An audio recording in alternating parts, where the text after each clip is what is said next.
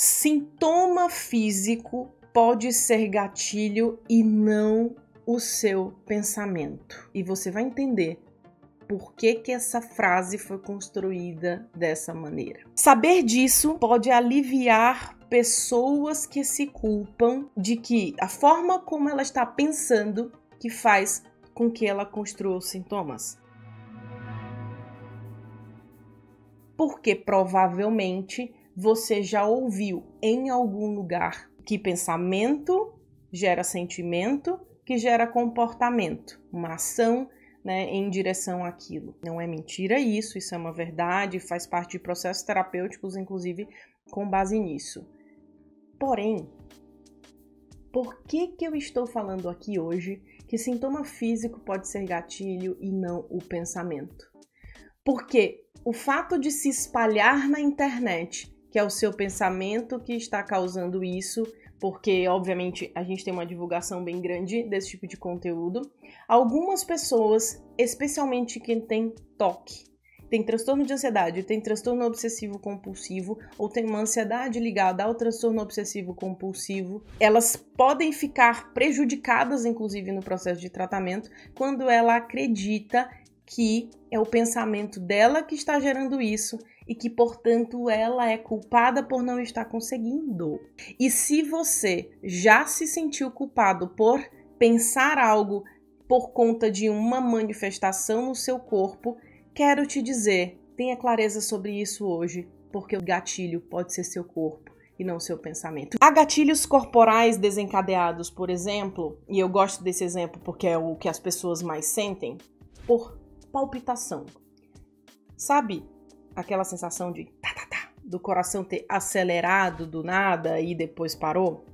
Algumas pessoas têm esse sintoma independente de ter um transtorno de ansiedade, mas pode desenvolver um transtorno de ansiedade, inclusive ligado a transtorno de pânico, associado ou não à agorafobia, que é o medo de ter crise, ou desenvolver um quadro de medo de doença, medo de infartar e tudo, mas na verdade o quadro inicial, o quadro basal, é por uma alteração do ritmo cardíaco, inclusive de forma benigna, ou uma palpitação gerada por uma alteração morfológica, a mais comum e que pode gerar isso é prolapso de válvula mitral. Se você nunca ouviu falar nisso, olha só, prolapso de válvula mitral.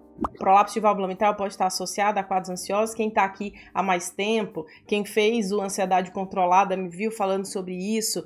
Quem faz parte do Inteiramente, a nossa plataforma de assinatura que tem lá sobre ansiedade, que eu explico algumas coisas, também sabe disso, porque essa pessoa pode ter palpitação e isso ser o gatilho para ela pensar algo, e aí ela começa num looping de pensamento sobre como ela tem sentido, o que ela tem feito por ela e que o tratamento não está dando certo e que nada funciona para ela e que o caso dela é perdido, que todo mundo fica bem, só ela não. E começa o looping, é porque eu não controlo os meus pensamentos, é por isso que eu sinto assim, se eu controlasse os meus pensamentos, eu não tinha esses sentimentos. E aí começa. Isso acontece especialmente com pessoas com nível de exigência hard. Sabe aquelas pessoas que exigem muito de si e que fazem, inclusive, os seus tratamentos muito certinho e sofrem porque elas acham que nessa hora é porque elas não aprenderam aquilo que foi ensinado, né? Ou na psicoterapia, o próprio exercício. Por que isso é importante? Porque também a alteração física não descarta o quadro mental. E a gente não pode transformar em explicação mental, emocional, toda questão física, porque senão a gente pode cair num poço de erro de dizer que tudo é da ansiedade. A pessoa pode ter as duas coisas e uma coisa engatilhar outra. Então, não é 100% essa história de que os pensamentos são gatilhos, que foi por conta de uma situação que você viveu, que te gerou uma lembrança, que te engatilhou um pensamento e que, portanto, você tem esse sentimento de angústia. Isso também pode ser, e é a maioria dos casos. Mas um hipertiroidismo, por exemplo, que a pessoa está acelerada, que o corpo dela está ali, né, um metabolismo aumentado, que ela tá tremendo, que ela tem palpitação o tempo todo, né, e que depois você dosa, você vê que a pessoa na verdade tem hipertireoidismo, o que estava engatilhando a sensação e o que está engatilhando o pensamento é o quadro de tireoide. Mas precisa investigar as duas coisas. Ela pode ter desenvolvido, pode ter as duas coisas e, portanto, a gente precisa olhar para os dois lados.